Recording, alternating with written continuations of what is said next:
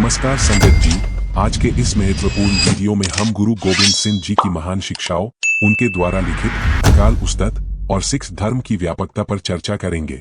हम जानेंगे कि किस प्रकार सिख धर्म ने न केवल हिंदू संतों बल्कि मुस्लिम फकीरों की वाणी को भी अपनाया और कैसे गुरु नानक देव जी ने हर धर्म को समान दृष्टि से देखा।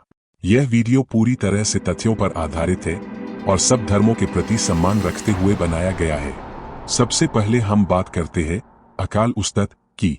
गुरु गोबिंद सिंह जी ने इस महान ग्रंथ में एक अकाल पुरख की महिमा का गुणगान किया है। उन्होंने लिखा, जिसका कोई अंग नहीं, कोई नाम नहीं, वह निराकार है, वह अकाल है। यह पंक्तियां स्पष्ट करती है कि गुरु गोबिंद सिंह जी का विश्वास एक निरंकार अकाल पुरख में था। उनके लिए ईश्वर किसी विशेष रूप में नहीं बल्कि एक असीम शक्ति के रूप में था।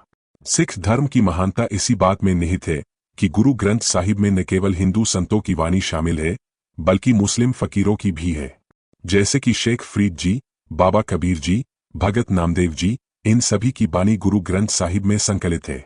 यह इस बात का प्रमाण है कि सिख धर्म ने किसी एक मत को नहीं बल्कि सभी को गले लगाया।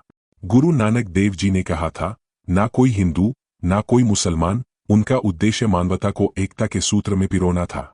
अगर एक हिंदू गुरु ग्रंथ साहिब पढ़ता है तो वह उसे हिंदू धर्म की तरह देखता है। एक मुसलमान पढ़ता है तो वह उसमें अल्लाह का नूर देखता है। यही सिखी की महानता है। गुरु नानक देव जी ने सभी को गले लगाया और किसी भी प्रकार के भेदभाव को नकारा। गुरु गोबिंद सिंह जी न केवल एक महान योद्धा थे बल्कि एक उच्च कोटि के कवि और भक्त भी थे। उन्होंने जाप साहिब, अकाल उस्तत और बच्चित्र नाटक जैसी महान रचनाओं की रचना की। उनकी कविताओं में ईश्वर की अनंत महिमा, एकता, साहस और भक्ति का अद्वितीय संगम है। उन्होंने हमेशा सब धर्मों का सम्मान किया और किसी भी प्रकार के भेदभाव को अस्वीकार किया। तो संगत जी, यह स्पष्ट है कि गुरु गोबिंद सिंह जी का विश्वास केवल एक अकाल पुरख में था। उन्होंने अकाल उस्तत में एक निरंकार ईश्वर की भक्ति का मार्ग दिखाया।